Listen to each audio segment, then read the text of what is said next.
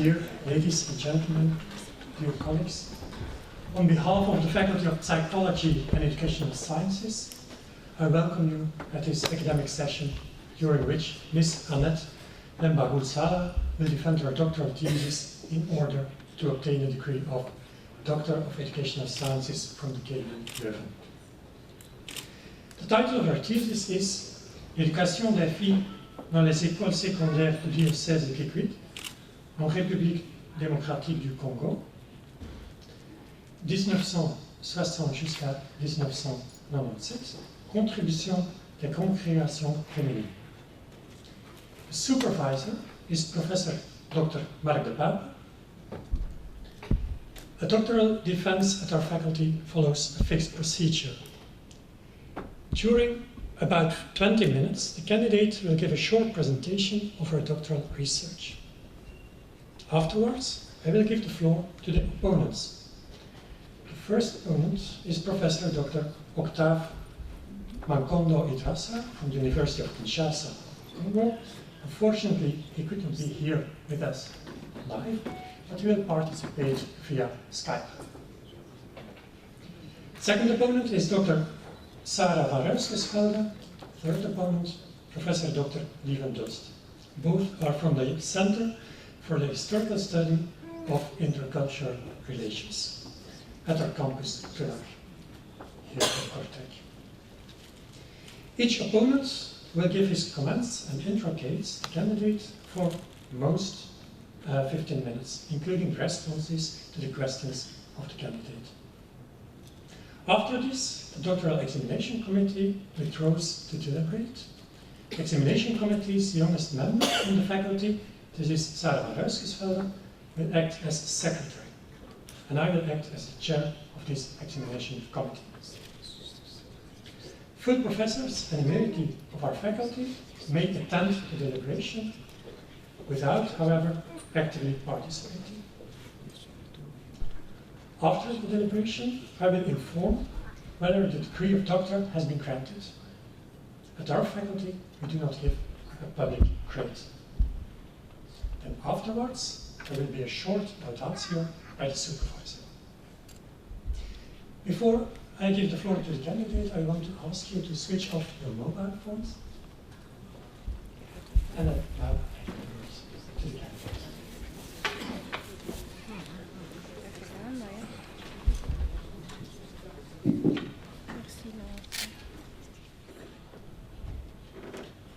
Messieurs les présidents, professeurs du jury, présidents du jury, messieurs les professeurs, membres du jury, révérende mère générale des Sœurs Annonciades d'Everley, distingués invités.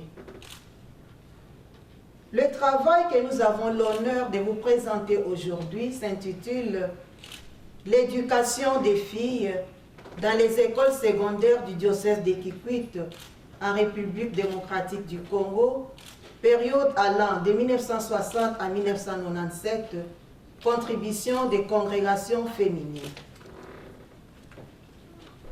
L'éducation des filles est un problème réel, un problème d'actualité. Son importance a été prouvée à maintes reprises par plusieurs conférences internationales. La conférence sur l'éducation pour tous, tenue en Thaïlande en 1990 par exemple, a souligné l'amélioration de la qualité de l'éducation des filles et l'élimination des préjugés défavorables à leur égard. Le Congo prône lui aussi l'éducation scolaire des filles au même titre que celle des garçons. Mais comme dans plusieurs pays africains, le problème doit affronter 4 principaux défis. Défi temporel, car c'est un processus de longue haleine, mais aussi sociétal, en raison des pesanteurs spécifiques à l'Afrique noire.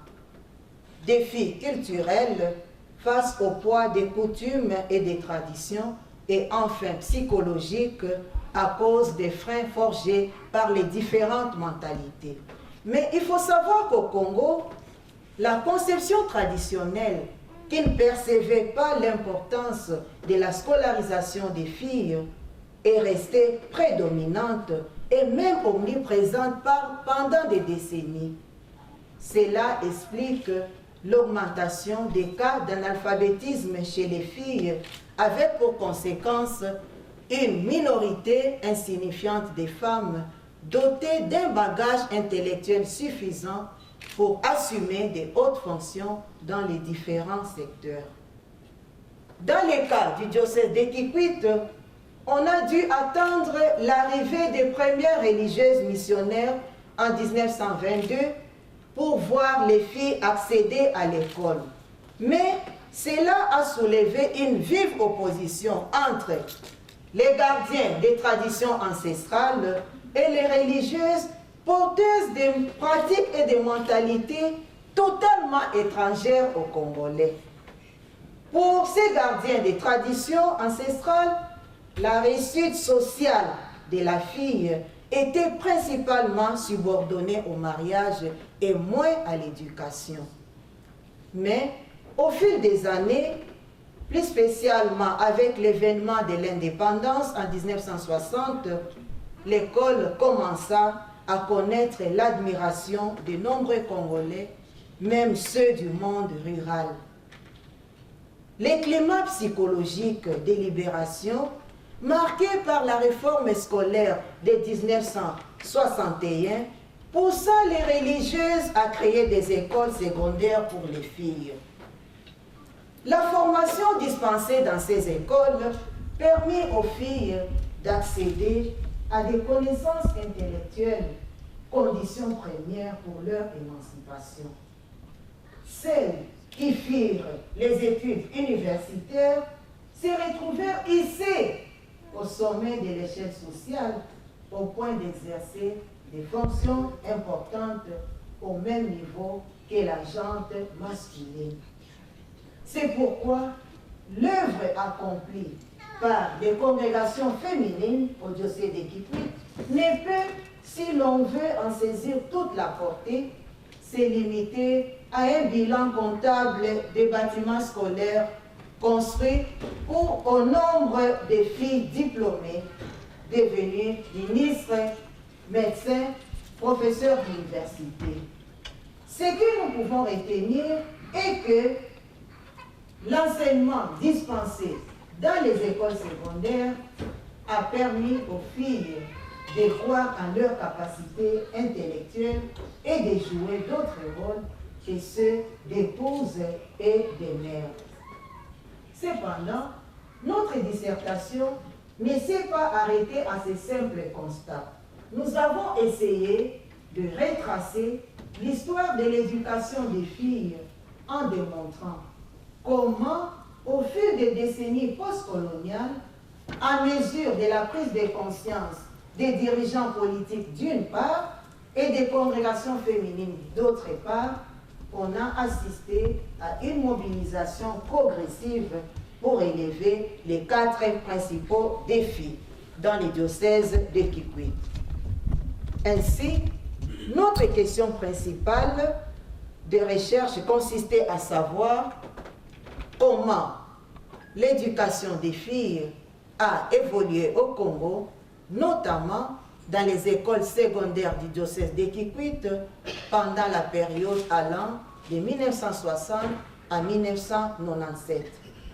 De cette question principale, ont découlé d'autres interrogations auxquelles nous avons aussi tenté d'apporter des réponses.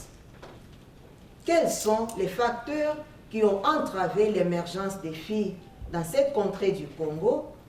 Quel était l'impact du programme scolaire sur les élèves? Que se passait-il dans les salles des classes? Quel a été l'apport des religieuses à l'éducation des filles? D'emblée, il nous a semblé possible d'anticiper la réponse à toutes ces interrogations en affirmant que, malgré les résultats appréciables obtenus par les congrégations féminines dans les diocèses d'Ekikwit, l'accumulation des facteurs aussi bien politiques, économiques que culturels a limité l'ampleur de la mission éducatrice des religieuses et freiné de nombreuses filles dans leur cursus scolaire, ce qui explique leur faible émergence, plus spécialement dans les campagnes. Alors, comment avons-nous procédé? La méthode principale que nous avons empruntée dans notre thèse est celle de l'histoire de la réalité de la classe. Étant donné que cette histoire ne peut être présentée qu'en termes continus d'intention, de réalisation et de conséquences, comme le considère le professeur Marc Despape, notre recherche a englobé, en plus de l'histoire de la classe, une dimension plus large, celle de l'analyse de tout ce qui s'est passé à l'école. Il s'agit de la culture scolaire qui sous-entend l'environnement physique et mental de l'école. Dans cette optique, nous avons travaillé sur 3 niveaux. Au premier niveau, nous nous sommes attelés aux politiques éducatives de l'État et des congrégations féminines sur base de la littérature, des archives et des projets pédagogiques des écoles des filles. Au deuxième niveau, nous avons examiné à travers l'histoire du pays et celle du diocèse d'Ekikwit les différents facteurs qui ont eu un impact sur l'éducation des filles. Et cela s'est fait par l'entremise des interviews et des questionnaires. Au troisième niveau de la recherche, nous nous sommes concentrés sur l'histoire de la classe. Pour y entrer, nous avons utilisé ces sources traditionnelles dont la fusion nous a donné un aperçu de la réalité scolaire. Toutefois, ces sources ne suffisaient pas à elles seules pour comprendre l'interaction dans la classe et dans l'école. Pour pallier à cette situation, certains auteurs que nous avons lus conseillent une étude des programmes parce qu'elle offre un apport de l'interaction dans la salle des classes. Dans notre cas, l'étude de tous les programmes scolaires s'avérait impossible parce qu'elle demande un grand investissement en matière de temps. Pour cette raison, nous avons opté pour n'étudier que les programmes de français où nous interprétions les textes des manuels scolaires des élèves des premières et 6e années secondaires. En mettant l'accent sur ce qui a été enseigné, notre but était de savoir dans quelle mesure le contenu de ces manuels a distillé des informations susceptibles de promouvoir la femme. Messieurs le président du jury, messieurs les professeurs membres du jury, révérende mère générale des Sœurs Annonciades des Verlets, distingués invités. Les résultats de notre recherche ont prouvé que le chemin parcouru pour l'éducation des filles a connu une évolution lente et progressive. Pour cette raison, nous pouvons dire que l'émancipation de la femme congolaise a réussi en partie. bien que les filles aient été coincées dans les éléments définitionnels des femmes mères, femmes ménagères, femmes êtres inférieurs, elles ont tenté, par l'entremise de l'école, de se soustraire aux clichés sociaux afin de s'inscrire dans une perspective où leur essence s'ajustait à celle de l'homme.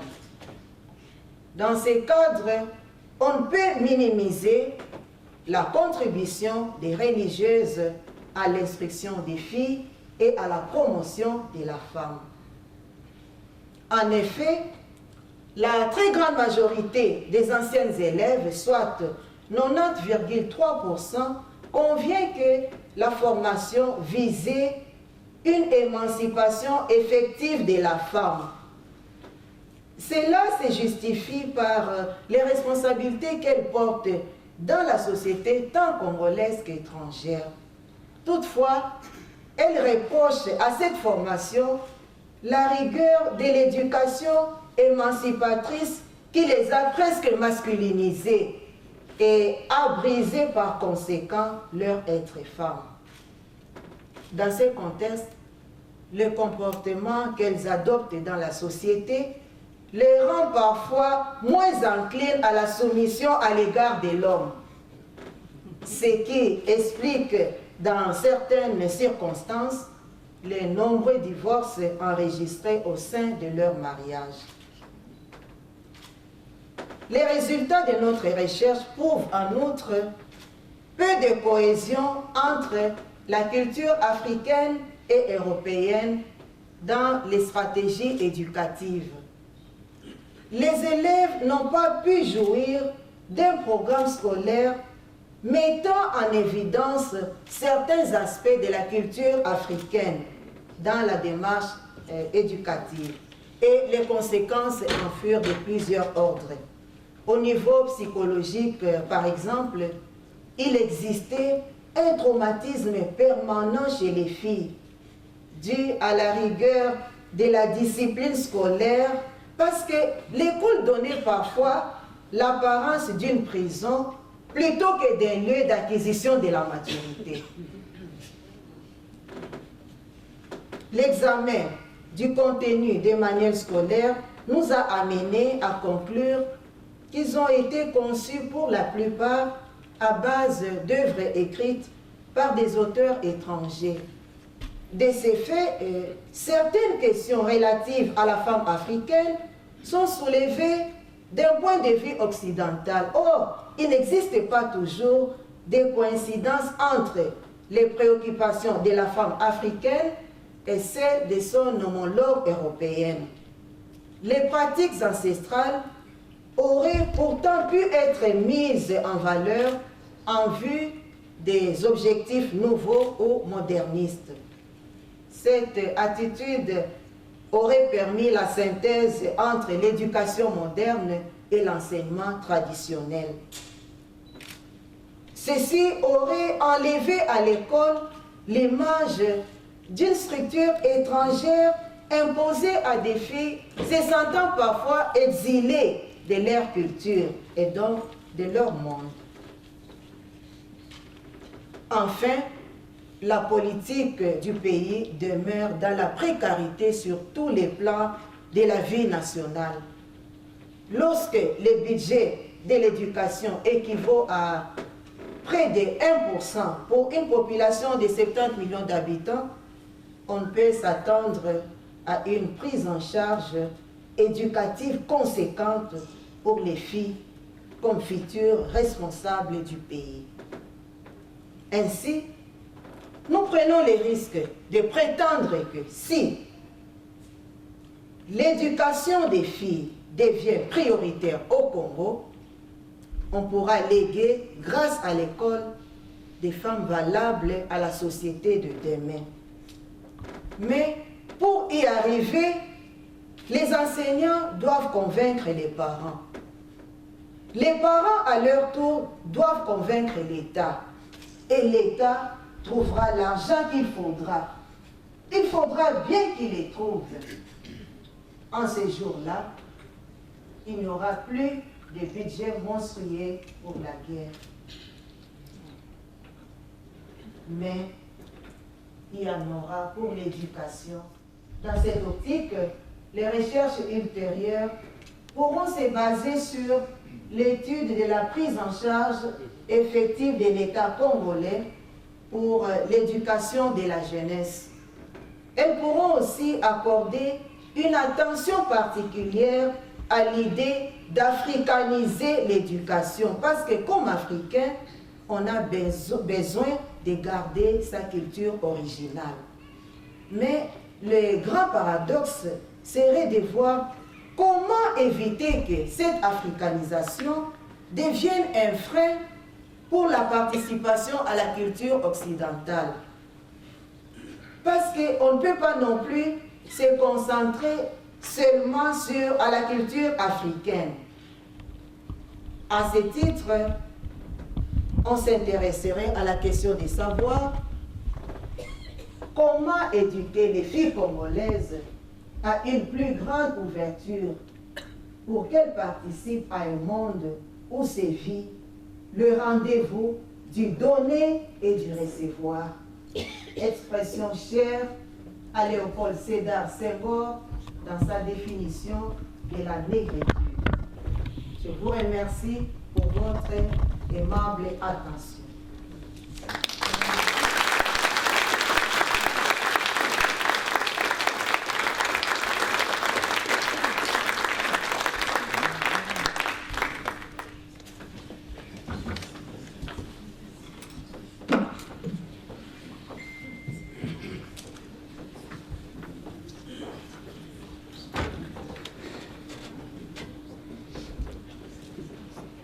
Merci beaucoup pour la présentation. Professeur Idrissa, je vous donne la parole pour interroger la candidate pendant 15 minutes. Peut-être on peut d'abord donner la parole à professeur Lievendoest. Si vous le voulez. Chère sœur Annette, je ne puis que louer à mon tour, ou en premier cette fois-ci, le travail remarquable que vous avez effectué dans un domaine complexe, assez peu exploré en histoire de l'éducation, un travail que vous présentez d'une manière progressive et argumentée. Le centre de gravité de votre travail est constitué par l'évolution de l'éducation des filles dans un diocèse au cours de la seconde moitié du XXe siècle. Un point focal qui est décliné en un ensemble de sous-catégories auxquelles s'adossent autant de questions de recherche. Quelle a été la contribution des congrégations à ce projet d'éducation? Quel a été l'effet de l'étatisation de l'enseignement? Quels ont été les facteurs culturels, politiques, économiques ayant entravé le déploiement d'une véritable politique d'éducation des filles au Congo? Projet vaste, projet bien structuré. Votre thèse comprend une introduction tout à fait intéressante, 5 chapitres de longueur inégale, ainsi qu'une conclusion générale assez longue et également fort intéressante. Le premier chapitre s'interroge sur les notions d'émancipation et de genre, gender, comme disent les Anglais. Le deuxième et le troisième chapitre fournissent ensemble un panorama historique des écoles pour filles au cours des années 60-80, c'est la part essentielle du gâteau. Le quatrième chapitre se penche sur l'image de la femme dans les manuels scolaires, le dernier sur ce que vous appelez la période de crise qui va de 80 à 97 et qui ouvre la perspective à des facteurs économiques, politiques et sociaux que vous venez de rappeler à l'assistance. Donc, au total, nous avons ici un bel ensemble équilibré qui mérite respect et considération. Tant il est vrai que les données empiriques sont difficiles à réunir et sont tenaces à interpréter. Vous avez mis à profit les enseignements de votre maître, assis à mes côtés, que je félicite pour son travail inspirateur en relation avec la school culture et la classroom history. L'outillage méthodologique pour faire le travail est là. Cependant, qu'à mon avis, il aurait pu être creusé au plan conceptuel, car les notions et les catégories utilisées appartiennent au métalangage de l'historienne que vous êtes. Elles ne coïncident donc pas, ces catégories, ces concepts, avec le langage des témoins, des acteurs de l'histoire, de ceux que vous avez interviewés et interrogés. C'est donc moins la question de la représentativité. À vrai dire, un échantillon de 330 élèves et de 330 enseignants me paraît tout à fait appréciable. C'est donc moins la question de la représentativité que la question des catégories et des thèmes qui méritent réflexion. Et je vais commencer la disputatio, n'est-ce pas? Je termine mes éloges pour entrer dans le rôle qui est le mien aujourd'hui et qui est de vous taquiner un tout petit peu en vous soumettant quelques questions, d'ailleurs pas trop méchantes, si je puis dire. Alors, la notion, enfin, vous introduisez un certain nombre de concepts qui méritent réflexion et qui ne sont pas simples à interpréter. Un de ces concepts, c'est celui de mal que vous introduisez à la page 31. Le concept de mal est aujourd'hui un concept lourd de présupposés. Idem pour un concept beaucoup plus anodin, semble-t-il, qui est celui d'émancipation. L'émancipation, qu'est-ce que c'est que l'émancipation? Et ce n'est pas le petit Robert que vous consultez qui parvient à épuiser la question de la représentation, de la conceptualisation historique de cette notion. Au demeurant, j'ai constaté que dans la petite chanson consignée dans un cahier d'écolière à la page 128, et qui est un petit poème ou une petite chanson en lingala, ce petit poème se termine sur le terme d'émancipation. C'est un terme qui appartient à un discours européen, français, qui a sans doute été biaisé, transformé, interprété différemment, et il est donc important de faire le distinguo entre le langage utilisé par la chercheuse que vous êtes, par l'historien, et le langage qui est utilisé par les témoins de l'époque. Je pourrais poursuivre avec la notion de genre, gender, qui est une notion capitale des études postcoloniales, qui a fait couler beaucoup d'encre, et donc une mise en perspective historique de votre métalangage, d'où vient-il, qu'est-ce qu'on a pu dire à son propos, est-ce qu'il est tel quel applicable au discours des contemporains, aurait pu faire l'objet d'un développement, et c'est un peu dommage que nous manquons d'un éclairage. Dans le droit fil de ce que je viens de dire, il est notable que les participants eux-mêmes, et ça complique un peu la chose, semblent avoir assimilé, quand je lis les réponses aux questions ou les échanges, je constate que certains ont assimilé déjà des éléments du discours critique postcolonial. C'est le cas de l'interviewé numéro 8, qui s'appelle Monsieur Lambagoussala, et qui déclare à la page 44 « Notre école est encore une école métissée ». Le mot n'est pas simple, le mot est porteur de toute une réflexion sans identité propre et profonde. Alors moi je ne comprends pas ce qui est très exactement dit ici, puisque métissage dans le discours postcolonial est considéré comme un avantage, comme quelque chose de très bien, quelque chose qui permet justement de se soustraire à la contrainte de ce que Deleuze et Guattari avaient appelé l'identité racine, une identité verticale qui plonge dans le sol, qui est unique et qui est moins bonne, si vous voulez, ou qui est défavorable par rapport à l'identité rhizome, qui comporte plutôt des articulations avec d'autres identités, qui est basée sur le principe de la relation. Donc, quand on utilise le terme de métissé, est-ce que ce terme est utilisé dans un sens positif, ou est-il au contraire utilisé dans un sens négatif? Je ne le sais pas. Donc c'est là que pourrait attendre de votre part un éclairage, un développement. Et donc je pose la question, je vais peut-être d'abord poser la première question, ce rapport délicat entre les deux niveaux du discours, votre niveau alimenté par une pensée moderne et le niveau utilisé par les interviewés qui appartiennent à une ou deux générations précédentes et qui ne sont pas nécessairement en possession du même type de savoir historique, comment est-ce que vous avez assuré le va-et-vient entre les deux? Est-ce que pour vous c'est une difficulté? Est-ce que c'est une difficulté mineure? Est-ce qu'il y a une transparence suffisante entre le discours que tiennent les interviewés et l'analyse et le discours qui porte cette analyse que vous développez? Quel est votre sentiment à ce propos?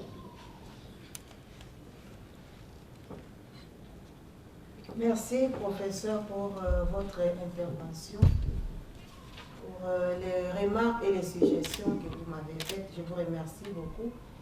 Et par rapport à vos questions, j'aimerais commencer par la deuxième, où vous cherchez à savoir ces mots-là métissés dans les langages de l'école, qu'est-ce que ça veut dire?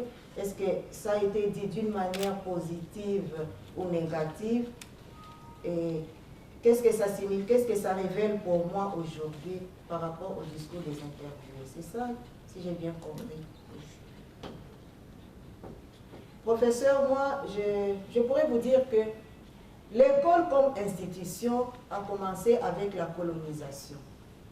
Mais il existait une école qu'on appelait école traditionnelle, l'éducation traditionnelle des ancêtres.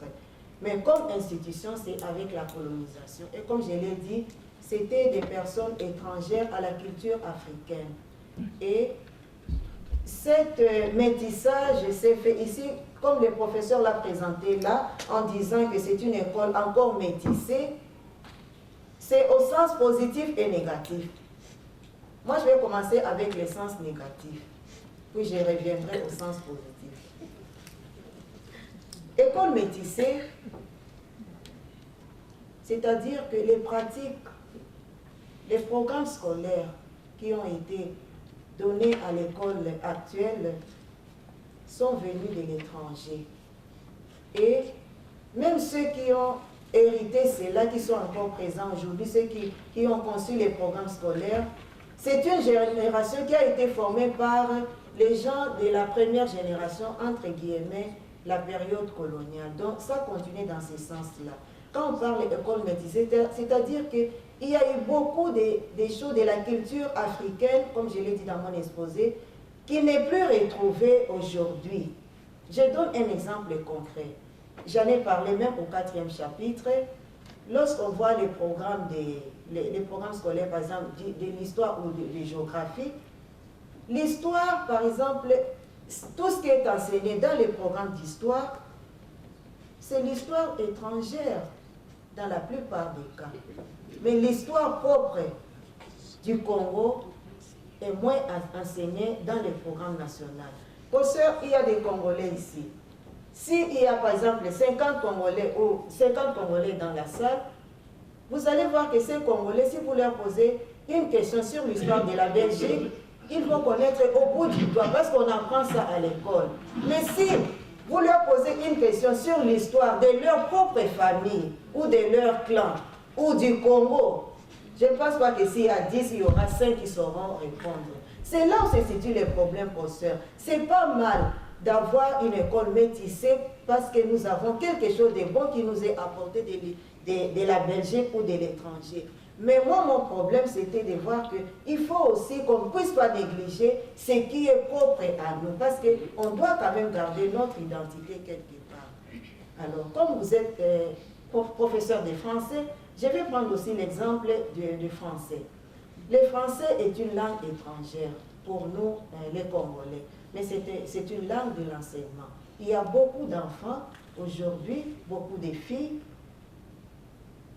que j'ai interviewé, que j'ai vu parmi mes interviewés, ou les personnes avec qui j'ai mené les entretiens, je m'excuse. Elles ont, les filles, quand ce sont des filles, elles comprennent une matière, bien sûr, mais elles ont des difficultés de très bien comprendre, de maîtriser la matière, parce qu'elles maîtrisent mal le français.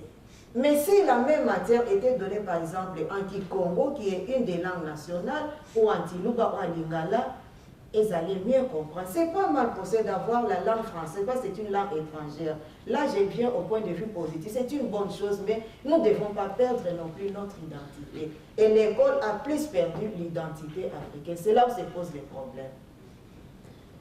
Est-ce que j'ai droit à une deuxième question? C'est ça. Je ne veux pas, et je veux que ce soit absolument clair, nous sommes ici dans une séance universitaire, académique, je ne prends pas du tout position. Je tâche de comprendre, je l'ai dit, que veut dire le terme métissé au regard des acteurs de l'époque et dans la perspective qui est la vôtre, qui est une perspective partiellement engagée.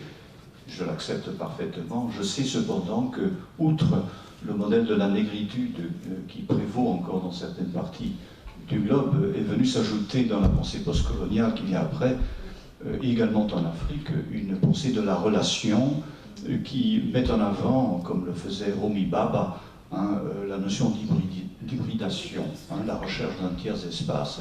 Tout à fait intéressant de voir dans quelle mesure cette idée a pu être développée dans la recherche et peut-être aussi en partie partagée par les acteurs de l'époque. Vous avez parlé de français. J'en viens à ma deuxième remarque. Je suis un spécialiste, un historien des échanges culturels en milieu francophone. Donc vous comprenez que j'ai porté un grand intérêt à votre quatrième chapitre, en particulier qui traite des stéréotypes de la femme dans les manuels scolaires. Or, j'ai commencé par noter que la plupart des manuels sont faits par des Belges. L'Ardennais Georges Pêcheur, par exemple, que j'ai manqué à voir comme professeur ou comme collègue à Namur, où j'ai fait mes études moi-même. Et je sais que les Belges concepteurs de manuels s'inspirent de manuels belges ou français lorsqu'ils fabriquent des versions destinées aux élèves congolais. Autrement dit, les manuels congolais sont des manuels en partie belges et en partie français. Et les titres sont déjà tout à fait révélateurs des manuels que vous avez utilisés. Auteurs français dans la salle, les Belges dans la salle, les Français dans la salle, s'il y en a, savent que c'est un titre tout à fait commun des générations 60, 70, 80, en France et en Belgique, texte français, nous parlons français. J'ai eu moi-même un manuel en Flandre qui s'intitulait « Je parle français », des anthologies des textes qui sont des classiques du genre. Tous ces manuels rappellent une grande et puissante tradition de manuels français comme les manuels de Lagarde et Michard, qui sont les plus célèbres, ou plus récemment le manuel de Bernard Le Cherponnier. Et en Belgique, nous avons les manuels célèbres en Belgique de Paul Alflans, de Guy Deboucq, du père Janssen, de Marie-Thérèse Gauss et de bien d'autres, et qui font partie tous de la très riche collection de manuels scolaires qui sont conservés à Leuven, à la faculté des sciences pédagogiques et psychologiques. Or, ce que j'aurais aimé voir dans votre travail, c'est justement cela, une comparaison, une confrontation des manuels scolaires conçus, développés, utilisés en France et en Belgique, et les manuels scolaires développés en Belgique, ou développés là-bas, mais sur base de manuels belges, et utilisés au Congo. Une telle comparaison entre manuels belges et manuels congolais aurait pu révéler deux tendances, ou aurait pu peut-être donner plus de poids à vos hypothèses et à vos arguments, à savoir une tendance qui consiste à conserver, maintenir dans la forme, dans la structure, dans les méthodes, dans les choix des auteurs, dans les choix des textes, le modèle franco-belge. Un souhait d'enrôler en quelque sorte l'enseignement du français sur l'exemple solide, mais européen, non congolais. L'autre tendance, qui est son exact opposé, qui consiste à innover, à introduire prudemment des adaptations à ce modèle. Et à ce propos, j'ai une deuxième question très concrète.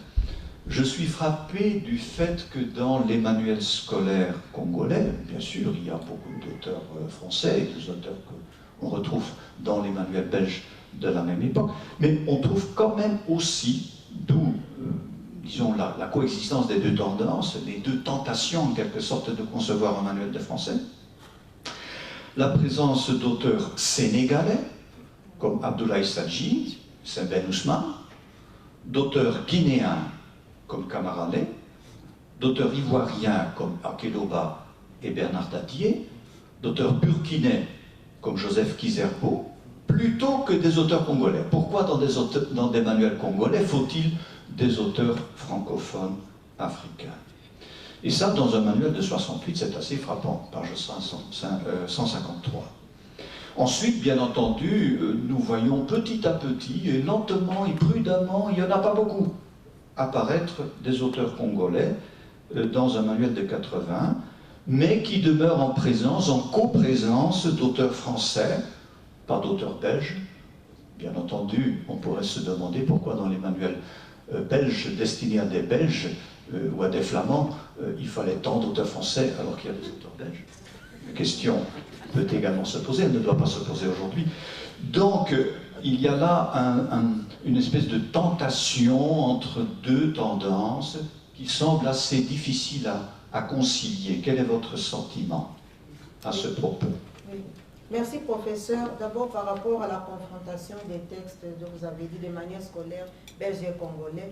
Au fait, le 4e chapitre, je l'ai élaboré sous votre direction, si je peux dire entre guillemets, parce que vous m'avez donné beaucoup de conseils sur ces chapitres-là. Les suggestions que vous donnez, on peut y penser pour les prochains articles.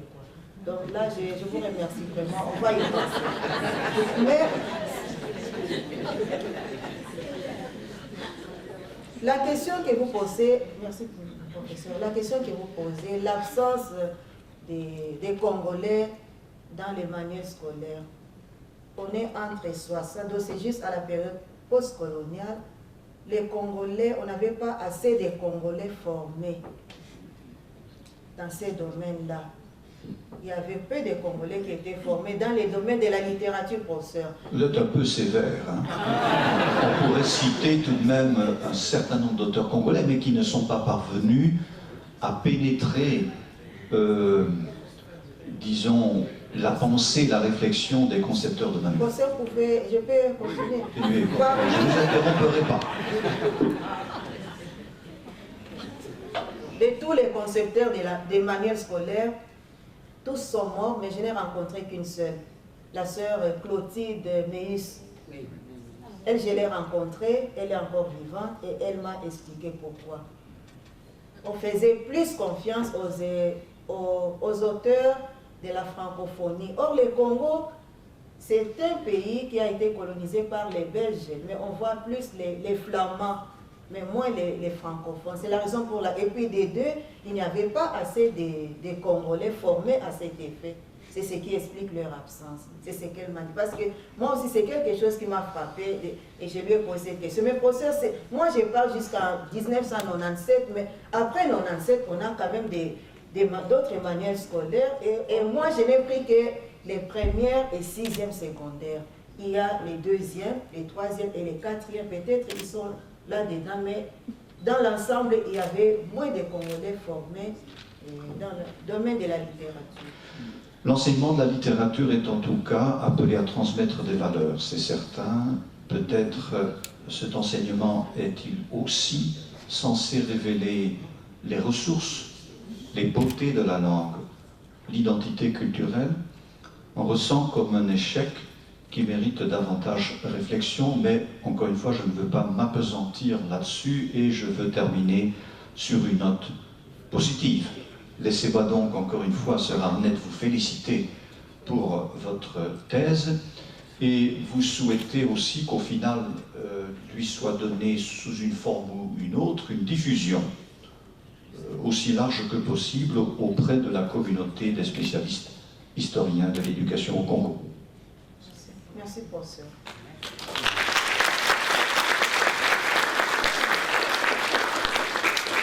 Merci, professeur Deust. Professeur Idrissa, vous m'entendez? Je vous entends très bien. Parfait. Soyez le bienvenu. Vous pouvez examiner la candidate maintenant.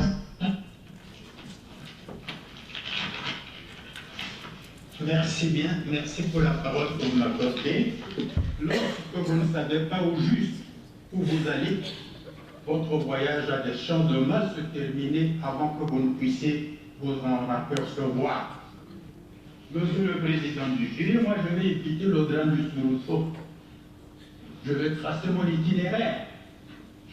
Mon intervention va se faire à travers 4 points. Le premier point, je vais donner une appréciation globale de la thèse. Le deuxième point, j'ai des observations à formuler concernant la thèse. Cette formulation va concerner la forme et le fond.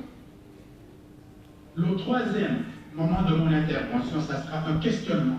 J'aurai 3 questions à poser à la récipiendaire. Et vous me permettez, Monsieur le Président, de donner une conclusion à mon intervention. Je commence par le commencement. L'appréciation globale de la thèse. La thèse présentée et défendue par la sœur Lemba Boussala est une excellente recherche. C'est une thèse que je considère comme étant excellente pour les raisons suivantes. La première raison, la problématique est limpidement et clairement exposée. La deuxième raison qui me permet d'affirmer que c'est une excellente recherche, les hypothèses que je lis en filigrane sont des réponses adéquates.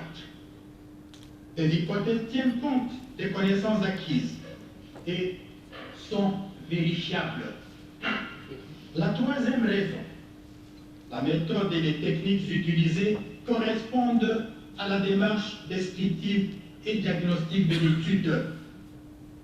La quatrième et la dernière raison qui me permet d'affirmer que cette recherche est excellente, l'imagination et la culture scientifique de la récipiendaire jouent un rôle important dans l'élaboration et l'explication des résultats. C'est donc une thèse excellente.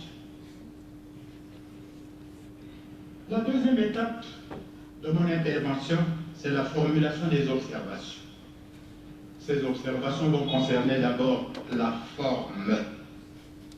Pour ce qui concerne la forme, le texte ne contient aucune ambiguïté. Le texte excelle dans sa clarté et dans sa structuration. Dans le texte, je reconnais le respect du style académique. Cela signifie concrètement que le style est limpide, que les règles grammaticales, les règles de ponctuation, de même que la concordance des temps, sont scrupuleusement respectées. Je constate également que toutes les figures sont numérotées suivant l'ordre séquentiel de leur apparition. Bref, le texte est impeccable du point de vue de la forme. Qu'en est-il du fond? Eh bien, concernant le fond, Monsieur le Président du jury, je suis content de déceler la pertinence de l'étude. La pertinence scientifique de la recherche se dégage à partir du choix opéré par la récipiendaire en ce qui concerne le thème de la recherche. C'est un thème qui comporte un débat important sur lequel la récipiendaire apporte de nouveaux éclairages et comble ainsi un vide. La pertinence de la recherche résulte également de la dimension d'innovation de la part de la récipiendaire qui rend disponible une mine de connaissances à partir de l'histoire d'en bas. Toujours concernant le fond, il sied de signaler que cette recherche se situe au carrefour de la multidisciplinarité, c'est-à-dire aux confins de plusieurs disciplines. La réalisation scientifique s'est opérée de la base de l'histoire de la réalité de la classe et l'analyse de tout ce qui s'est passé à l'école, de la base de la méthode de l'histoire orale, de la base de l'histoire de la classe et également de la triangulation. Les méthodes utilisées ont accompagné la réflexion théorique et le travail sur le terrain d'une façon remarquable.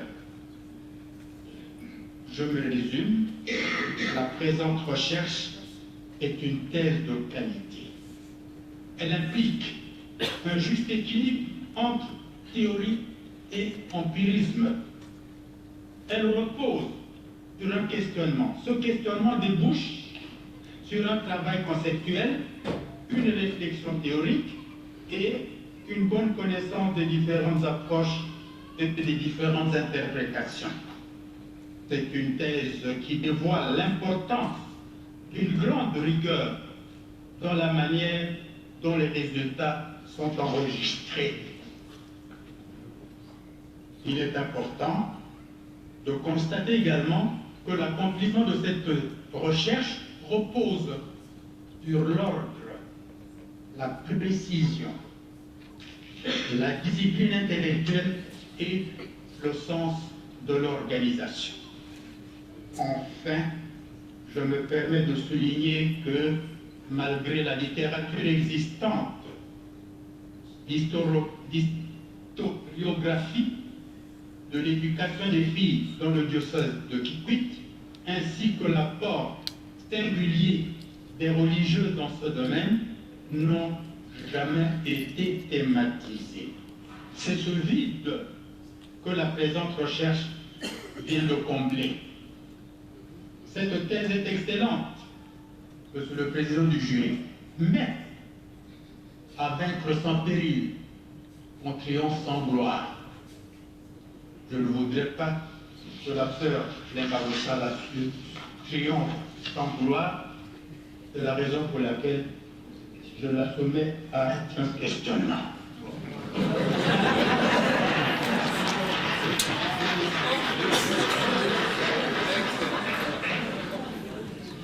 J'ai 3 questions à poser à la récipiendaire.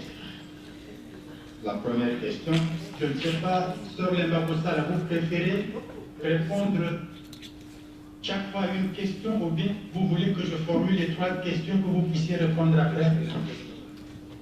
Chaque fois une question, c'est mieux pour moi.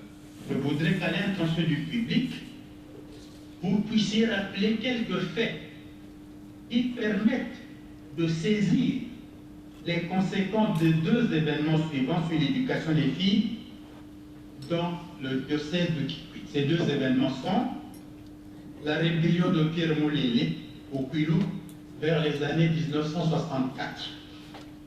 Le 2e élément, c'est le régime du président Mobutu, étant entendu que c'est un régime qui s'étend de 1965 à 1997.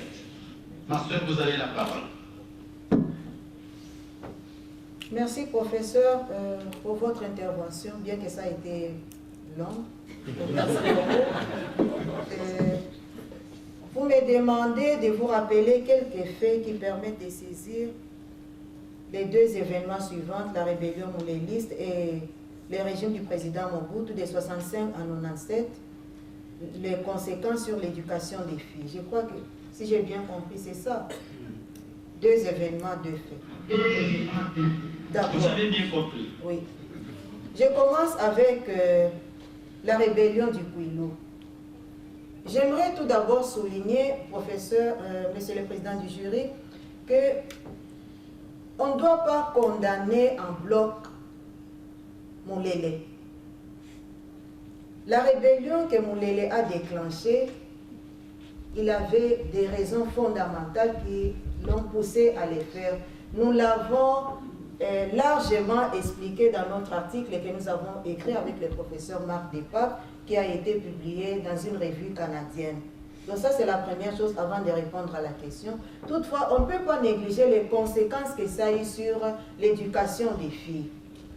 Les premiers faits, moi, je pourrais dire, c'est la destruction des écoles. Pendant cette période, beaucoup d'écoles ont été détruites, plus spécialement celles des filles. Dans un contexte comme celui du Congo, détruire les écoles sous-entend ou bien amène les filles à ne plus fréquenter l'éducation. Donc ça bloque l'élan des filles à l'éducation scolaire. Je prends le cas d'une école qui a été complètement détruite, l'Institut Sainte-Thérèse des Sœurs Annonciates à Kikombo. C'était la seule école des filles dans toute la partie sud du diocèse de Kikwit. Et cette école a été complètement brûlée, incendiée, tout ça. Ce qui signifie que toutes les filles qui faisaient partie de cette région-là n'ont pas eu accès à l'école après la rébellion. Étant donné qu'il y avait de grandes distances entre les écoles, il y a l'Institut Sainte-Thérèse, il y a l'Institut Saint-André de Kikwit, c'est plus de 200 km entre les deux. Les filles, à ce moment, elles ne pouvaient pas venir, même après la rébellion, étudier, par exemple, chez les sœurs de Saint-André, parce que ce n'était pas possible. Donc, détruire les écoles a déjà bloqué l'émancipation des filles par l'entremise de l'école. Autre fait que je peux directement donner aussi par rapport à la rébellion léaliste, il y a eu massacre des filles. On a tué beaucoup de filles. Il y en a plusieurs qui sont allés dans les maquis, qui ont vécu des périodes difficiles, qui sont mortes là. Il y a celles qui sont restées dans des villages, qui ont été poursuivies par les rebelles. Ce qui fait que l'effet de tuer les filles a bloqué aussi le nombre de femmes intellectuelles. Parce que elles sont mortes, elles n'ont pas pu continuer à étudier. Donc ça, c'est la première question. À la deuxième question, régime du président Mobutu, là aussi, je dirais, nous ne devons pas condamner le régime du président Mobutu. L'historien ne condamne pas, mais ce sont des faits que nous avons constatés. Mobutu, nous avons eu 4 présidents après la période coloniale. Et de ces 4 présidents, on peut quand même reconnaître que Mobutu a vraiment travaillé pour l'émancipation de la femme. Ça, on peut reconnaître. Mais ça ne signifie pas que tout a bien marché. Il y a eu beaucoup d'effets qui ont eu des conséquences sur l'éducation des filles. Le premier, je peux nommer, c'est l'étatisation de l'enseignement. Depuis les temps coloniaux, la gestion des écoles revenait aux missionnaires, aux congrégations missionnaires, les écoles catholiques sous-entend. Alors, tout d'un coup, sans préparation, on a confié ces écoles aux laïcs. Mais c'était des gens qui n'étaient pas d'abord préparés à prendre la gestion des écoles. Ils n'avaient aucune compétence. Dans une des écoles des filles, il y avait même un mécanicien qui était devenu directeur de l'école. On est mécanicien, comment on peut diriger une école?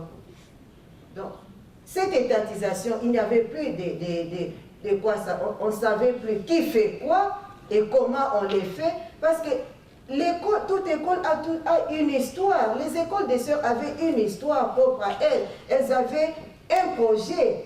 Alors, ce projet-là a été brisé, ça n'a pas été préparé, qu'on puisse céder les écoles à d'autres personnes sans aucune préparation. Ce qui fait qu'on a eu la culture des antivaleurs dans les écoles. Ceux qui sont venus, dans la plupart des cas, c'était des mercenaires. Je ne dis pas qu'ils n'ont pas bien travaillé, mais dans la plupart des cas, c'était des mercenaires parce que c'était des gens à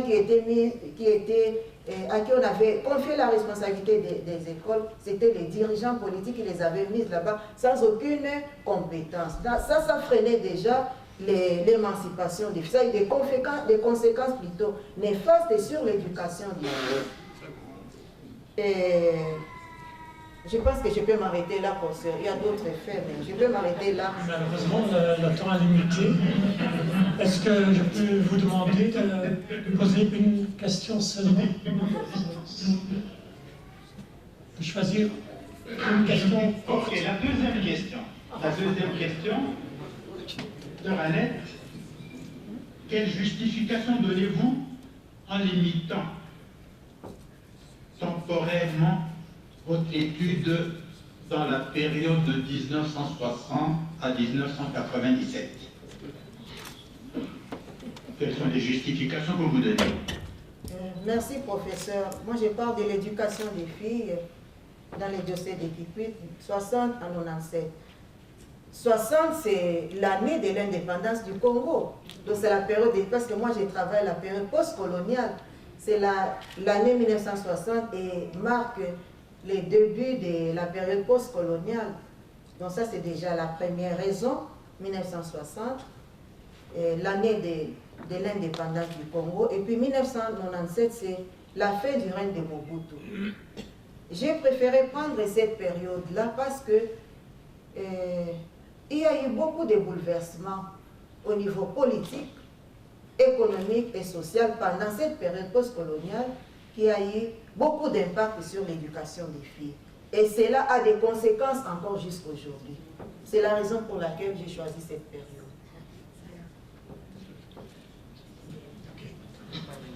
Merci. Est-ce qu'on peut arrêter ici? Je voudrais donner le micro au docteur Paras. Malheureusement, le temps est vraiment limité. Merci beaucoup. Merci. Alors, je pense que je peux être plus bref.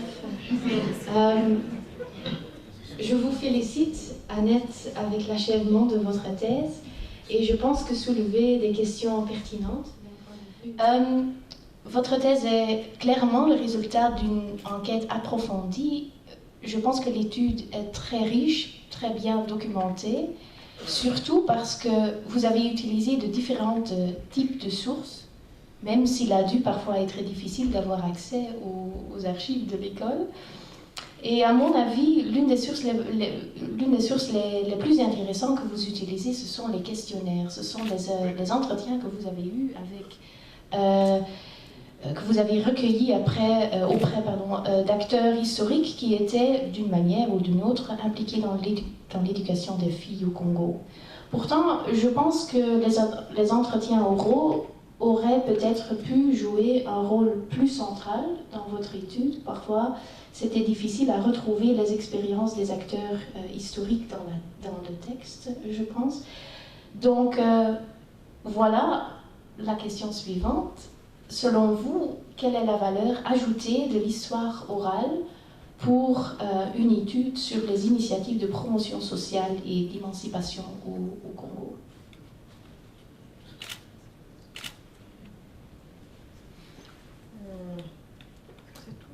Oui, alors je vous laisse répondre. Ce sont des personnes qui ont vécu l'histoire. Ce qu'on entend, ce qui est écrit dans les livres est différent de ceux qui ont reçu, qui ont vécu plus tôt. Ils ont vécu tous les événements que j'ai relatés, la rébellion moulélis, l'étatisation de l'enseignement, l'animation politique, le trafic du diamant, les phénomènes de Banalunda, deuxième bureau. Ils ont été témoins directs de ces événements. C'est la raison pour laquelle j'ai trouvé que c'était important d'utiliser les sources orales. Et ce n'était pas possible avec des autres sources que vous avez trouvées dans les archives? Oui, mais les sources, j'ai préféré plus me baser sur les sources orales parce que j'ai trouvé que, comme je venais de le dire, c'est l'histoire directe. Quoi. Il faut savoir, Madame Sarah, que au Congo, excusez-moi, hein, les Congolais n'ont pas la culture de la conservation de l'écrit. Je vais m'expliquer. J'ai eu beaucoup de difficultés à trouver des archives, surtout dans les écoles, parce qu'on n'a pas cette culture-là. Et chez nous, c'est plus l'oralité. Donc, vous allez voir quelqu'un, une lettre est très importante, on va avoir la facilité pour l'instant de déchirer au lieu de mettre dans les archives. Donc dans les écoles, je n'ai pas trouvé vraiment de vraies archives. Et parfois, ça sautait les années. Par exemple, 2080, il n'y en a pas de 81. Il faut aller trouver des 83. Donc, la conservation des archives, c'était un problème, même au niveau des écoles. C'était ça, la grande difficulté que j'ai eue. Mais heureusement pour moi, nous avons dans la Congrégation des bonnes archives. Et là, vraiment, je dois remercier Madame Christens, Ria Christens, qui m'a beaucoup aidé. Tous quand j'étais au Congo, nos sœurs ont gardé ça et je les ai retrouvés ici. Ça m'a quand même aidé.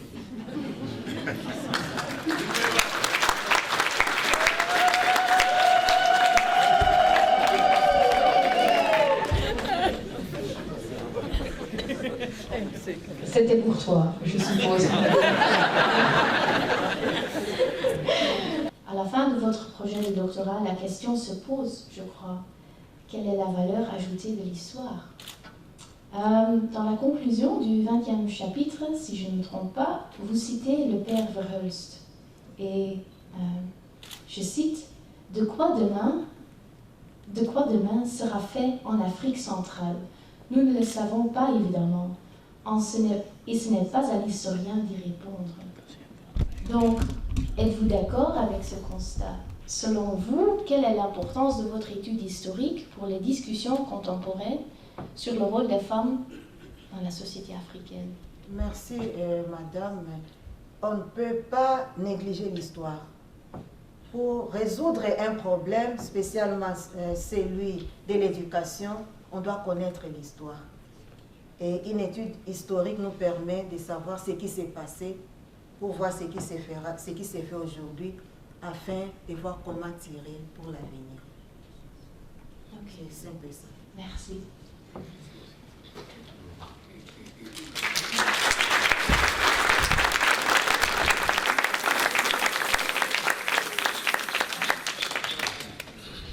Maintenant, la commission va se mettre en aparté pour la délibération.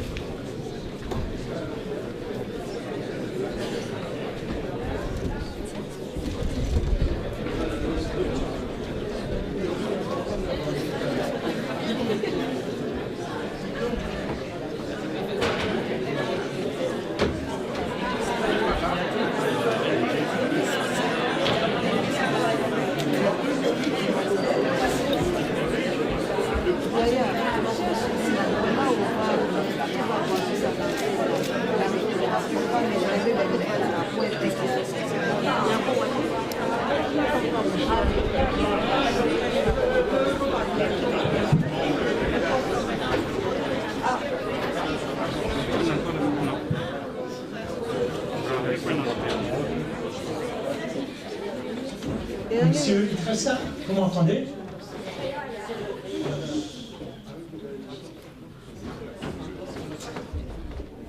Non. On va commencer. Ladies and gentlemen, examination committee came to the conclusion that Miss Annette Lembagusala successfully defended her doctoral thesis. Whoa.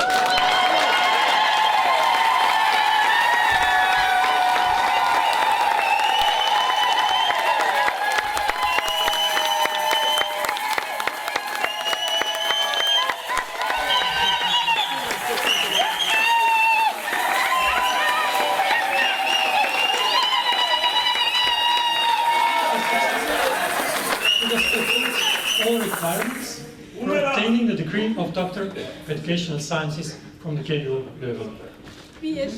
I want to thank the members of the examination committee for their contribution, and especially my foreign guest. I also want to congratulate the supervisor, Professor Mark de Pape, for his part in this scientific achievement.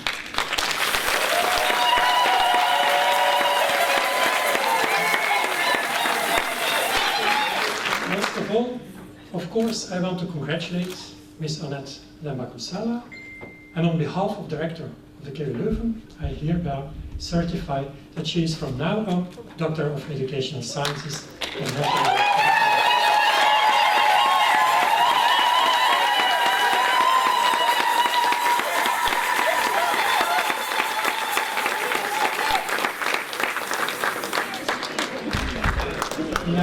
give the word to the supervisor to present the laudatio.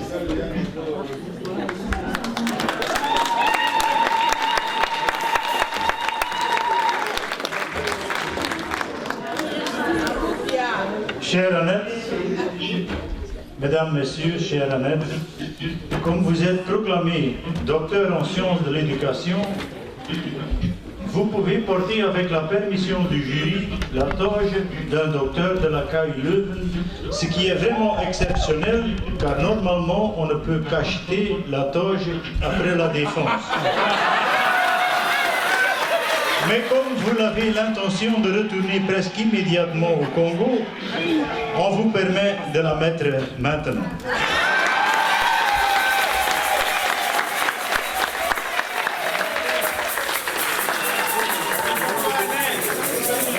Mesdames, Messieurs, chers collègues, le sujet de ce doctorat est intéressant, mais le vécu de son auteur l'est tout autant. Pas seulement pour l'histoire en général, mais particulièrement pour les auditeurs d'une défense. Pour réaliser le curriculum vitae d'Annette, j'ai reçu une aide précieuse de la part de sœur Lucienne qui m'a confié ces informations essentielles, je cite. Annette Lembagusala est née à Kikwit le 26 juin 1967 d'un père psychologue et d'une mère enseignante. Annette est la deuxième d'une famille de 8 enfants. Elle a passé sa jeune enfance à Kisangani, où elle a fait ses études maternelles et primaires à l'école de l'application de l'université. De retour à Kikwit, elle acheva la dernière année du primaire à l'école primaire Sankuru, fille, chez les religieuses de Marie au Congo en 1979. L'année suivante, elle commença le cycle du secondaire au lycée Siama, chez les Sœurs de Saint-André, où elle y passa 7 ans comme pensionnaire et obtenu son diplôme d'État avec mention distinction. En 1988, Annette entra chez les Sœurs Annonciades. 4 années plus tard, elle émit ses premiers vœux de religion. D'elle-même, elle voulut devenir infirmière pour soulager la souffrance des malades. Mais ses supérieurs voyaient en elle des atouts d'une enseignante innée et elle l'a prouvé aujourd'hui, je pense. De 1992 à 1997, Annette a exercé la fonction d'enseignante au lycée Tangiza Mba Ouzvel. De 1997 à 2002, elle fit ses études en Belgique à l'université de Louvain-la-Neuve, où elle obtenu un graduat en sciences pédagogiques, suivi d'un diplôme de régence en français à l'Institut Saint-Thomas de Bruxelles. De retour au Congo, évidemment, elle devint directrice du lycée Tangiza Mba Ouzvel. De 2004 à 2006, elle continua sa formation à l'université de Kinshasa, où elle obtut une licence en sciences de l'éducation et un master complémentaire en 2008. Depuis lors, Annette a exercé différentes fonctions: directrice d'école secondaire, conseillère pédagogique des écoles d'Annonciades au Congo, assistante à l'Institut pédagogique de Kikwit. On retient d'elle une enseignante dévouée, affectueuse et très attentionnée, plus spécialement aux étudiants faibles, pauvres et opprimés, afin de rendre à chacun sa dignité humaine. Fin de citation. Cette même passion se reflétait lors de notre première rencontre qui, si je ne me trompe pas, s'est produite en novembre 2011. En suivant les conseils de personnes comme Éric Depré et Fernand Rochette, que j'avais appris à connaître à Louvain et à Bruxelles, elle est venue me présenter une proposition de doctorat sur un sujet très général dans le domaine des sciences de l'éducation. Comme on pouvait s'y attendre, elle mettait l'accent sur l'amélioration immédiate de la pratique éducative au Congo. Mais je ne pouvais pas, en tant qu'historien de l'éducation, partir directement d'un tel projet. Au lieu d'une pédagogue pédante et naïve, mais pleine de bonnes intentions, je voulais faire d'elle une chercheuse historienne qui aborderait avant tout le passé d'une manière intellectuelle et critique, sans devoir d'emblée passer par une idéologie ou l'autre, par exemple l'idéologie catholique. Ce travail n'a pas toujours été facile, bien qu'elle avait manifesté un grand intérêt dès le début et qu'elle témoignait des capacités intellectuelles nécessaires et du sens de l'humour, on l'a vu aujourd'hui, indispensable à la réussite de ce projet. Finalement, elle a accepté de venir à Courtrai et la CULAC est devenue sa troisième maison. Pas bureau, hein, sa troisième maison, après Kikwit et Evelyn. Nos séminaires et nos discussions ont ouvert ses yeux à bien des égards, car elle pouvait profiter tranquillement et librement de l'atmosphère intellectuelle qui règne sur un campus universitaire. Cela me rappelle un tournant de sa formation doctorale. La discussion du 27 janvier 2016, au cours de laquelle j'ai essayé de lui démontrer la partialité de l'idéal qu'elle décrivait à propos de l'émancipation de la femme grâce au passage célèbre de Jean-Jacques Rousseau sur l'inégalité, soi-disant, naturelle de la femme par rapport à l'homme. À partir de ce jour-là, elle a commencé à remarquer que toutes les définitions du genre qu'elle voulait revendiquer à un niveau temporel surpassant l'histoire devaient être défaites de sa détermination historico-culturelle. À l'inverse, et on l'a entendu, elle a compris également pourquoi même l'héritage pédagogique d'un Mobutu ou d'un Mulele ne devait pas seulement être abordé depuis le point de vue des victimes ou des opposants, mais également depuis celui des protagonistes. Nos liens de collaboration sur le sujet ont en même temps permis la parution de 2 articles scientifiques dans des revues internationalement reconnues, ainsi que l'organisation en Amérique latine d'une masterclass. Mais tout cela ne s'est pas fait sans encombre. En effet, nous avons attendu plusieurs mois avant qu'Annette soit approuvée comme auteur principal de notre publication au Canada, un protocole imposé par la faculté avant que les étudiants puissent soutenir effectivement leur thèse. Ce ralentissement était entièrement dû au fait que la revue concernée avait perdu son rédacteur français principal. Puis, le voyage en Uruguay réservait également quelques mauvaises surprises pour Annette. À la suite d'un problème technique, elle a dû attendre 3 heures à Paris. Elle a donc manqué sa correspondance pour Montevideo à São Paulo et est arrivée le lendemain de notre masterclass. Tandis qu'au retour, sa valise est restée à São Paulo. C'est avec une résignation admirable et un relativisme que nous, les Européens, avons perdu depuis longtemps, qu'elle a surmonté tous ces événements, y compris l'absence aujourd'hui de son père, due au fait que les autorités congolaises et belges, mêlées dans une crise diplomatique, n'ont pas voulu de lui accorder le visa.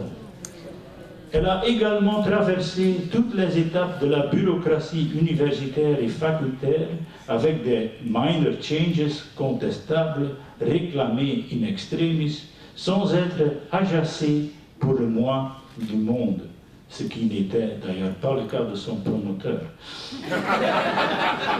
Elle ne s'était pas non plus énervée lorsque la bourse de doctorat de Vlier lui était passée sous le nez. Au contraire, grâce à son travail, sans elle et sa passion, elle a prouvé encore une fois que la réussite d'un doctorat demande surtout de faire preuve de persévérance, une leçon que certains doctorants de Flandre bien payés semblent souvent oublier. Annette a cependant réussi avec des moyens très modestes. Elle était heureusement soutenue par sa congrégation pour les frais et le logement. J'aimerais d'ailleurs remercier et remercier ici les sœurs pour la confiance qu'elles nous ont accordée, car ce n'était pas non plus évident. Selon le couvent, certains besoins en Afrique étaient plus urgents que la réalisation d'un doctorat. J'ai donc eu besoin de tout mon pouvoir de conviction afin de convaincre la supérieure générale de l'époque, mais j'ai réussi. Et je reste convaincu que cet accomplissement a contribué à l'établissement de la meilleure des coopérations. Étant donné la vision hiérarchique encore souvent présente dans notre société, c'est un pas incroyable vers l'égalité et l'émancipation. Comme Annette l'a elle-même démontré, les femmes congolaises ont été et sont défavorisées à cause de deux facteurs différents lors de leur éducation en famille et à l'école, leur couleur de peau et leur sexe. On peut seulement commencer à mettre fin à ces idées avec une prise de conscience critique qui ne doit pas nécessairement être engendrée par une révolution qui abattrait leurs propres enfants, mais avec un dialogue basé sur un respect mutuel. Dernier point, mais pas le moindre, je suis heureux que cette thèse de doctorat ait été réalisée, car son auteur est une religieuse. À en déduire des lettres de ma grande-tante, elle-même missionnaire au Congo, la conclusion de ce doctorat peut être considérée comme la réalisation d'un rêve de très longue durée. À partir du début des années 50, les missionnaires blancs ont pu observer que les religieux africains continuaient à les assister dans leur travail d'évangélisation, ce qui a été accueilli avec un certain enthousiasme.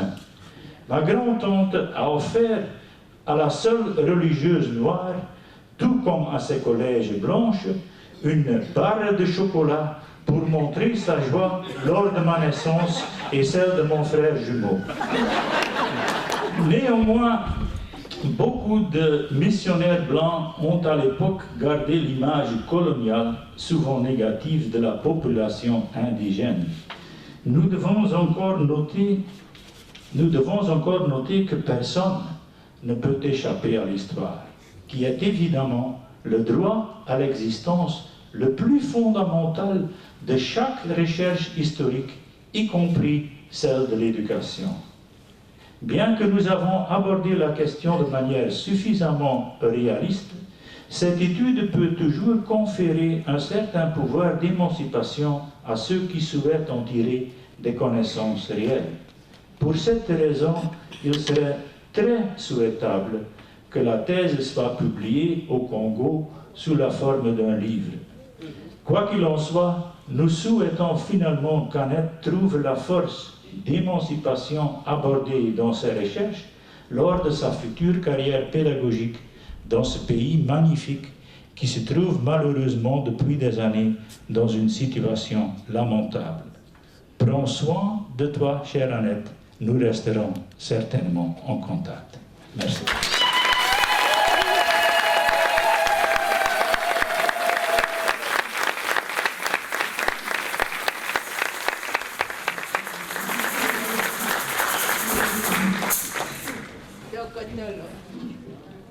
Messieurs les professeurs, chère mère générale, auguste assemblée,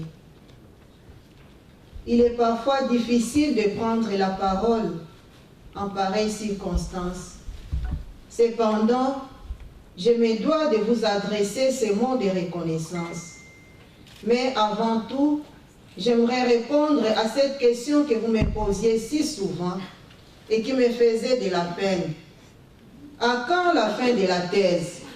Ce n'est pas encore fini. Tu en as encore pour longtemps? Aujourd'hui, je peux vous répondre que la thèse est finie, mais que la recherche continue. Ma thèse est enfin finie grâce à la contribution de chacun de vous ici présents. Sans vous, je ne serais jamais arrivé au bout de mes peines.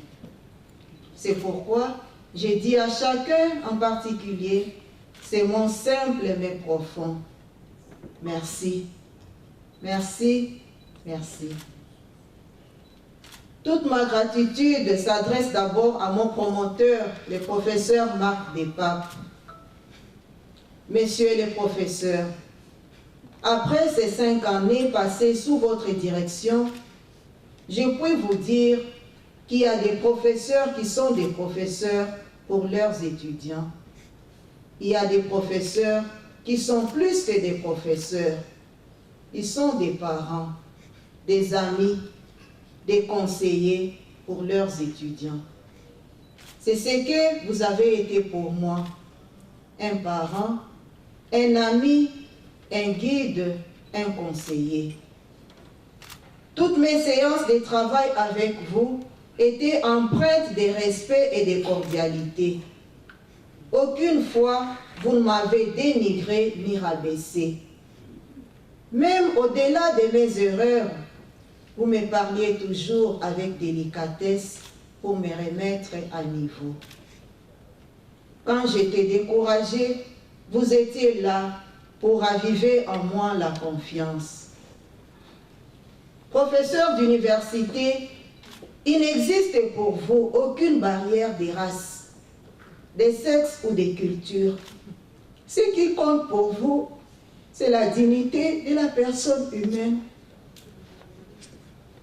Que votre message, professeur Despapes, soit entendu par tous vos étudiants et ceux qui vous côtoient. En dépit de votre grandeur intellectuelle, j'ai rencontré un professeur simple, un professeur de cœur, un pédagogue au vrai sens du mot. Merci, professeur, pour votre simplicité. Vous resterez à jamais mon maître scientifique.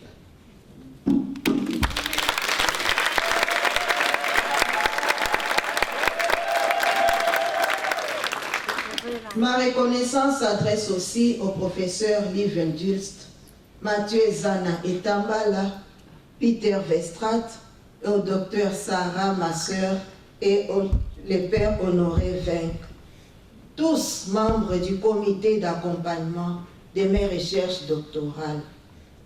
L'aboutissement de ma thèse doit beaucoup à votre assistance, à vos encouragements et à votre cordiale disponibilité.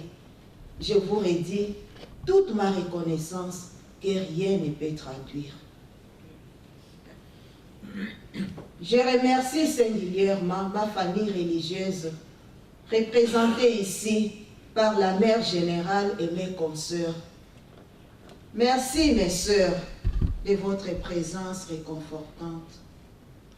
À vous, chère mère générale, je dis spécialement merci pour la confiance que vous m'avez toujours témoignée. Je suis consciente d'énormes sacrifices consentis par la congrégation pour ma formation intellectuelle. Si je me tiens aujourd'hui debout devant cette auguste assemblée, c'est grâce à notre congrégation. Ainsi, je vous promets, chère mère générale, de rester soumise aux exigences de nos constitutions et de me dévouer entièrement au service de la congrégation.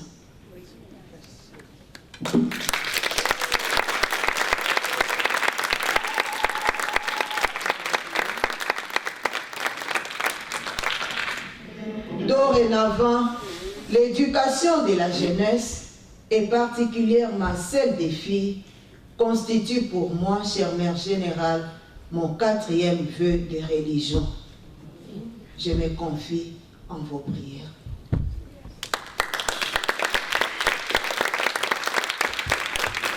Ma gratitude s'adresse aussi à mes formatrices, les sœurs de Saint-André. Je salue la présence de la supérieure générale, Mère Agnès, dans cette salle. Je dois beaucoup à vous, les sœurs de Saint-André, parce que c'est à votre école que j'ai appris la vraie grandeur de l'être femme. En effet, c'est vous qui m'avez un peu masculinisée. Votre souci éducatif pendant mes études secondaires au lycée Siama m'a servi de sceau indélébile qui a fait mûrir ma thèse. Merci mes sœurs. En même temps, je remercie toutes les sœurs, toutes les religieuses des différentes congrégations qui œuvrent dans les diocèses de Kikwit. Merci à tous les missionnaires, hommes et femmes, qui ont donné leur jeunesse, non seulement pour les diocèses de Kikwit, mais aussi pour les Congo et pour toute l'Afrique.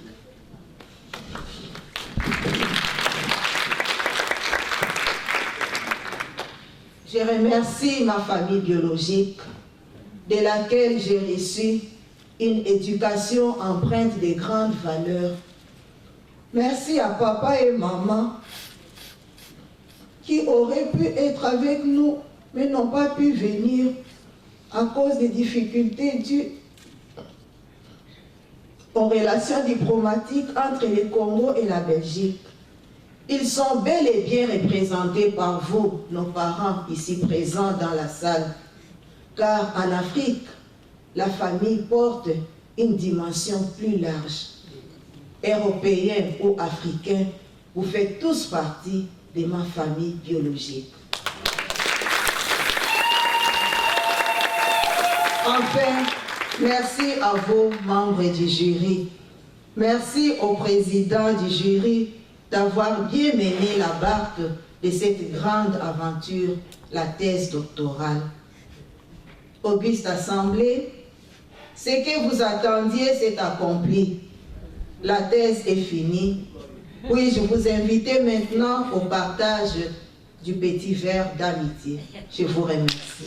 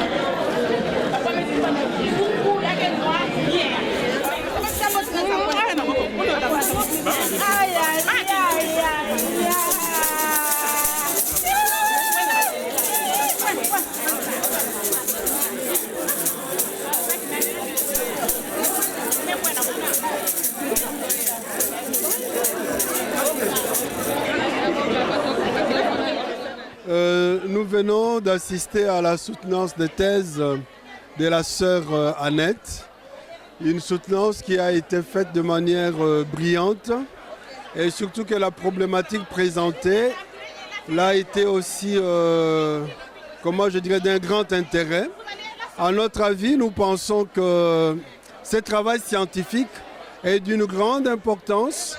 Elle booste évidemment, ou d'abord elle cerne la problématique de l'éducation des jeunes filles chez nous, dans une société qui traverse aujourd'hui une crise remarquable au niveau intellectuel, au niveau moral. Et cette thèse, je pense, moi, doit relancer encore le débat.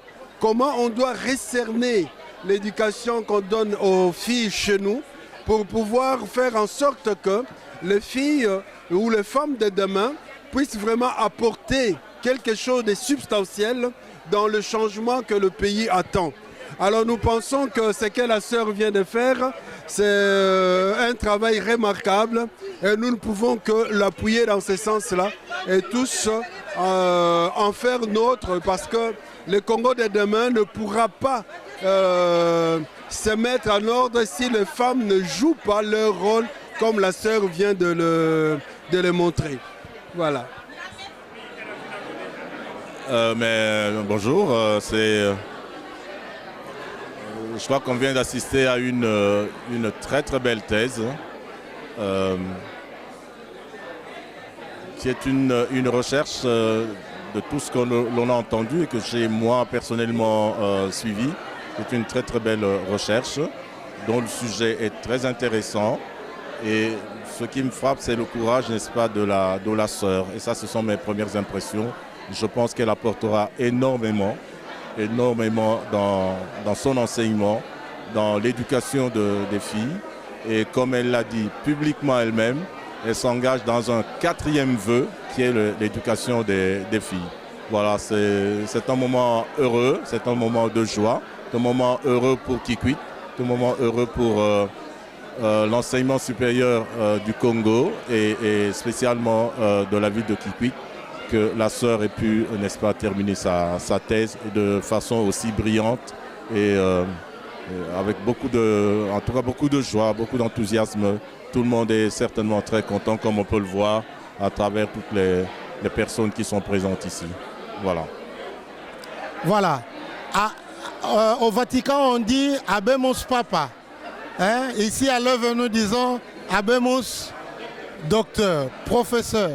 Voilà, c'est un réel plaisir, une joie pour toute la communauté, pour toute la famille. Nous félicitons ma sœur, la sœur Annette, pour sa défense brillante de thèse et nous lui souhaitons une fructueuse carrière. Donc voilà, merci.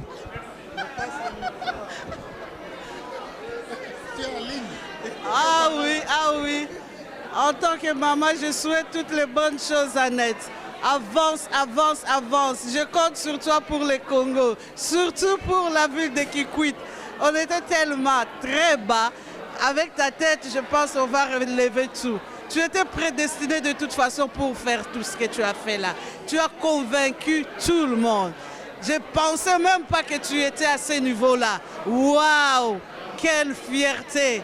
Quelle fierté! Merci Annette pour tout.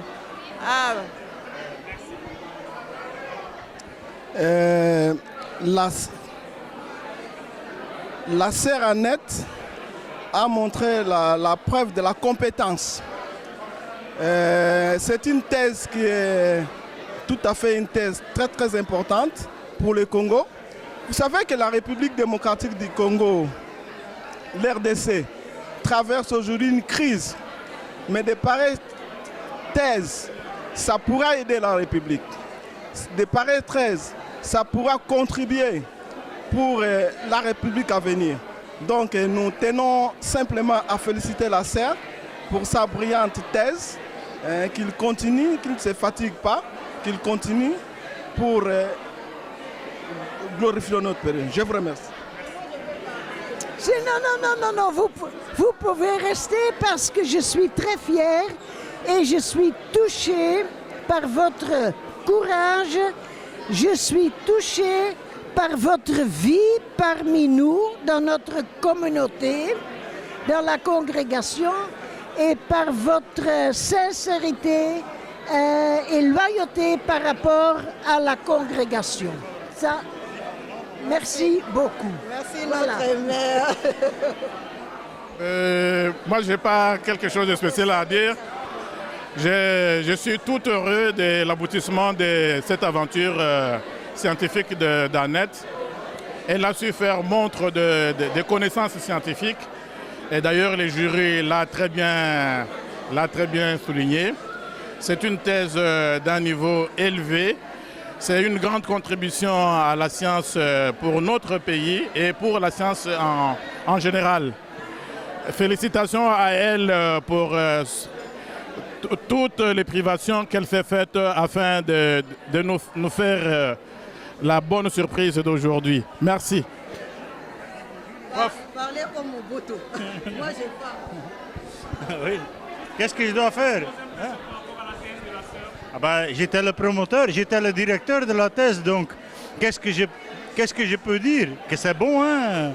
Sinon, elle n'aura pas le doctorat. Mais je pense, ce qui est important, je pense que c'est une meilleure manière de coopérer entre la Belgique et le Congo.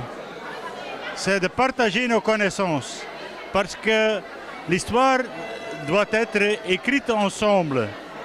Pas seulement par les Congolais et pas seulement par les Belges. Le mieux qu'on puisse faire, c'est faire la collaboration dans le monde scientifique. Et ça, c'est mon rêve.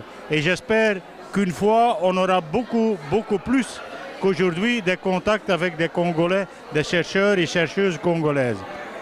Merci. Le monde a besoin de cœurs, de grands cœurs, d'amour et de générosité comme le vôtre. Merci à vous. Merci. Cela me touche. C'est pour quel médium? C'est pour la sœur. Je vais juste faire un DVD à remettre à la sœur. C'est personnel. Pas pour... Non, c'est personnel. C'est vraiment familial. Vous pouvez parler. Non, je ne veux pas. Qu'est-ce qu'il veut parler? Tes impressions par rapport à la défense. Mais je suis très contente. Qu'est-ce que tu dis? Aïe. Oh, attends. Ah, très bien, je fais le service.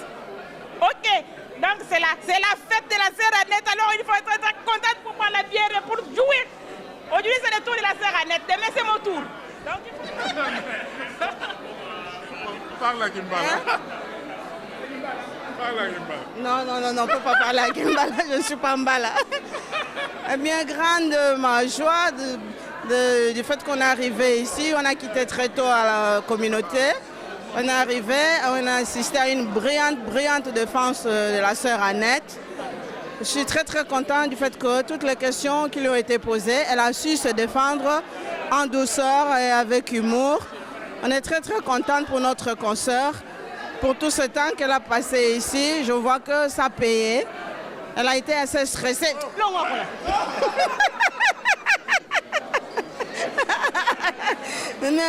Maintenant, je suis vraiment très contente. Je remercie vraiment la contribution de chacun pour la réussite de la sœur Annette. Et ce qui me retient, le fait qu'elle a promis des choses très profondes, très émouvantes, qu'elle resterait toujours attachée à la congrégation, qu'elle pourrait servir généreusement. Merci, on a beaucoup appris pour l'éducation des filles. Je suis une de celles qui milite aussi pour la même éducation des filles. Je continuerai toujours à le faire, surtout le monde des adolescents. Ça, c'est mon domaine préféré. Merci beaucoup. Je suis la sœur Vicky Massamba. Au revoir. En tout cas, c'était très bien. La sœur Annette s'est très bien défendue. Elle nous a replongé un peu dans la problématique des filles chez nous, leurs études, l'émancipation de la fille, tout ce qu'il y a eu comme problème. Et on voit que le chemin est encore long. Il faut donc qu'on puisse prendre à cœur l'éducation des filles parce que, comme on l'a dit, éduquer une fille, c'est éduquer toute une nation. Et je pense qu'elle a soulevé un très sérieux problème. Ben voilà. Elle a donné quelques pistes pour sortir un peu de cette situation, pour revaloriser l'éducation de la fille, de la femme en général. Et je pense qu'il faudrait que tout le monde lise un peu cette thèse et puisse voir comment elle peut contribuer à porter sa pierre dans cette éducation de la fille congolaise et de la fille du diocèse de Ikuit en particulier. Merci.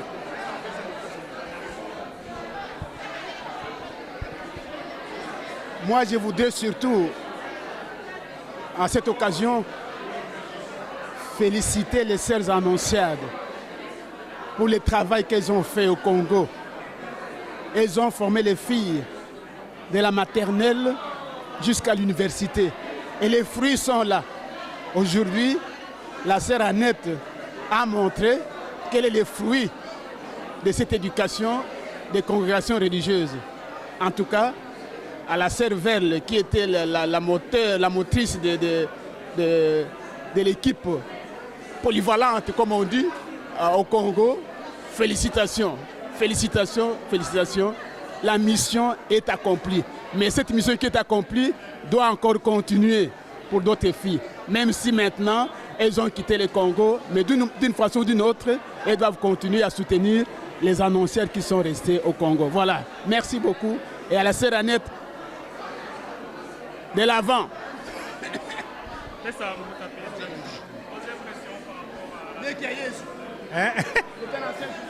Non, moi je suis vraiment très content, honoré parce que le docteur Annette m'a cité dans son travail.